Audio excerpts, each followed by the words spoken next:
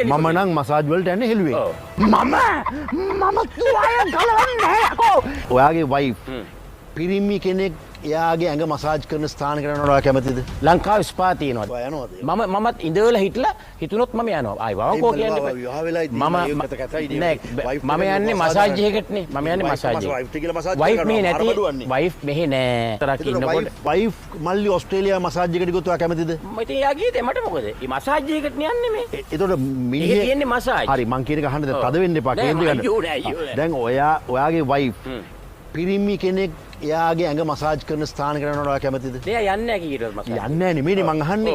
ඔයා ඉතින් මසාජ් එක කරගත්තට කමන්නේ නැහැ. පිරිමි කෙනෙක්. ඉතින් ඒත් කමන්නේ මසාජ්. ඔයාගේ වයිෆ් ගේ ඇඟ අල්ලනවට හෙළුවෙන් නෙමෙයිනේ. හෙළුවෙන් නෙමෙයි. එතකොට ඔබ මේ වල යන්නේ හෙළුවෙන්ද? නෑනේ.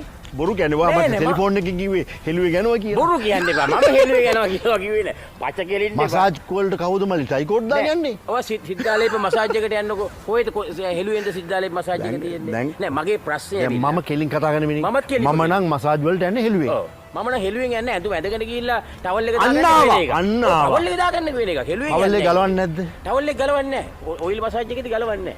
අන්ඩර්වෙයාර් එක තියෙනවා. දැන් ඔයා මට දුරකථනෙන් කිව්වේ බොරු අයියා. කියන්න එපා. දැන් මල්ලි නෑ. දැන් මායි කතා කරද්දි හරි භයානකයි. මේ කතා කරපු එක හඬපටේ තියෙනවා. මම බන් ඔයා කිව්වා මොකද්ද අතක කතාවක් කිව්වනේ ඒකේ. ඔව් අතක කතාවක් කිව්වා. අතේ අතේ කලේ ඔයා ඇඳගෙනද? පොඩි ඔයා කිව්වා. අන්න දැන් බස් ලංකාවේ නෑ පොඩි මට යන්න ඕනේ නෑ. ඔයා කිව්වේ නැද්ද ඒ තැනට ගිහිල්ලා ඔයා කරගන්න දේ කිව්වද නැද්ද? ඔව් මම කිව්වා. මම ගිහිල්ලා තියෙනවා. එතකොට එතන තුවා ඇඳන් හිටියේනේ. නෑ ඒ තුවා ඇඳගෙන. අයි මල්ලි. නෑ ඒ තුවා ඇඳගෙන කරේ. දැන් යටි මගේ ෆුල් තුවාය ගැලුවේ නෑ. යටි තල පහසුකම් මොකද මල්ලි? ඒ තුවාය ගැලුවේ නෑ. මේක හෙල්ලෙන්නේ මොකද මේ? ඔයයිද බය කියලා. මම බය නැතුව කියනවානේ මම මසාජ් එකකට යනවා. කොහෙද ගියේ?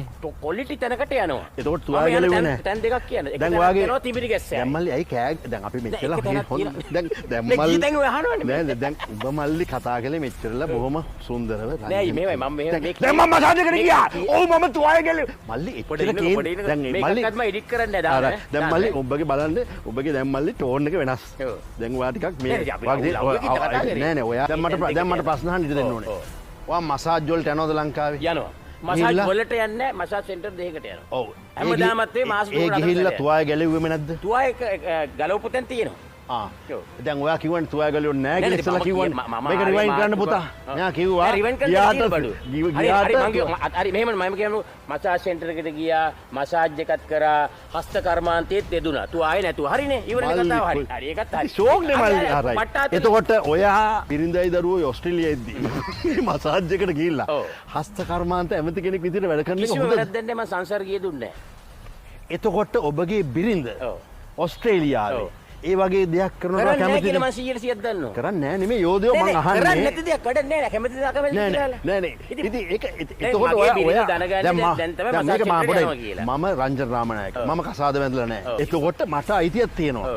මම කියන්නේ ඔයා පුරුෂයෙක් විදියට තනි කර වැරදක් මල්ලි කරන්නේ. කිසි වැරද්දක් නැහැ.